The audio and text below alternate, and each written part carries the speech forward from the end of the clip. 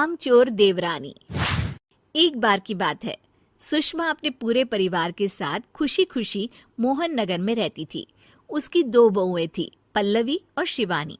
एक दिन दोनों बहुएं रसोई में काम कर रही होती है कि तभी उनकी सास सुषमा उन्हें बुलाती है। अरे बहू, जरा इधर तो आना। शिवानी, जरा जाकर देखना सासू माँ क्या कह रही हैं। दीदी आप ही देख लो ना जाकर, आपको भी तो सुनाई दे रहा है। अरे मैं आटा गूंद रही हूँ ना, तुम चली जाओ। हाँ तो मैं भी तो सब्जी काट रही हूँ ना दीदी। अरे बहू जल्दी आओ। ओफो, ये तो जाएगी नहीं। मैं ही जाकर देखती हूँ कि क्या करना है। पल्लवी सुषमा के कमरे में जाती है। जी मम्मी जी, क्या हुआ? शाम को घर पर कुछ मेहमान आने वाले हैं, तो तुम अच्छा सा खाना बना लेना बहू। ठीक है मम्मी जी, आप बता दीजिए क्या क्या बनाना है और कितने लोग आ रहे हैं।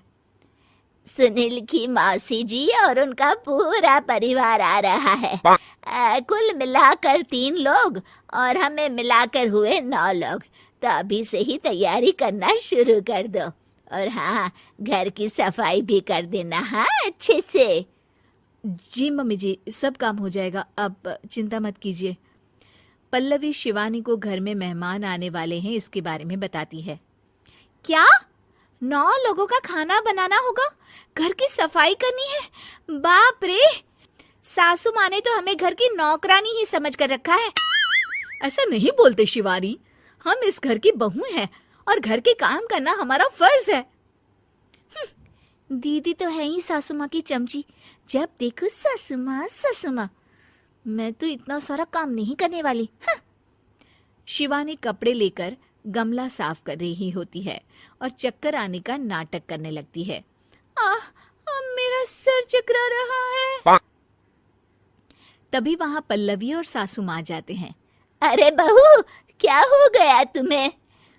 मम्मी जी, बहुत तेज सर में दर्द हो रहा है। तुम एक काम करो शिवानी, आराम कर लो। नहीं नहीं दीदी, घर में मेहमान आने वाले हैं, मुझे आपकी मदद करनी चाहिए। अरे कोई बात नहीं शिवानी, तुम आराम कर लो, मैं सब काम कर लूंगी। ठीक है दीदी, अगर आप इतना कह रही हैं तो आराम कर लेती हूँ। शिवानी आराम से अपने कमरे में मैगजीन पढ़ रही होती है। इसे कहते हैं आराम की जिंदगी। इतना सारा काम।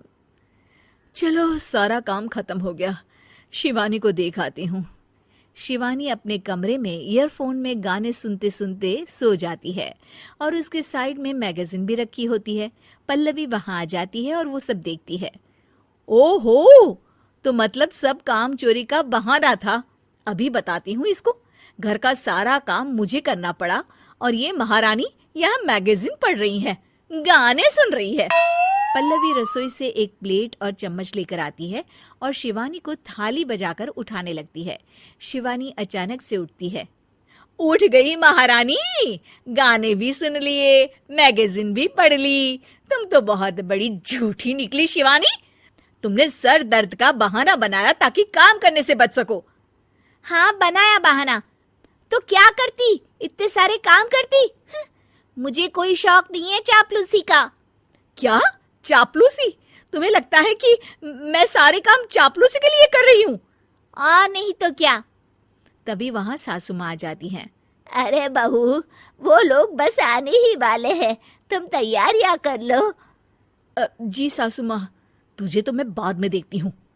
सब खाना खाने बैठते हैं और खाना शुरू करते हैं। तभी सुनील की मौसी बोलती है।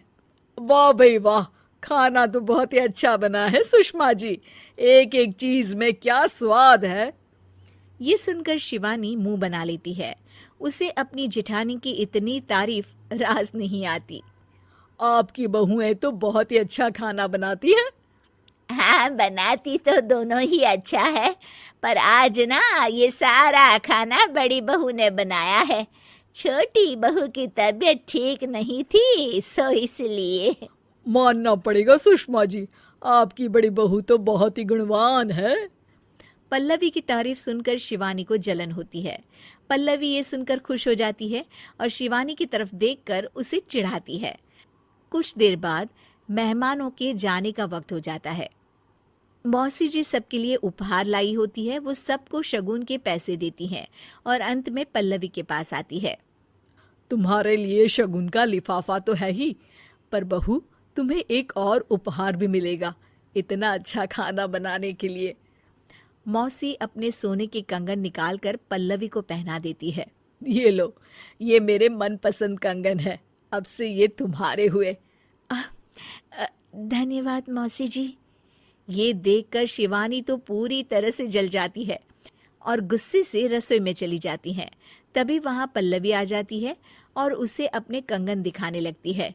देवरानी जी, अब आपका सर दर्द ठीक तो है ना?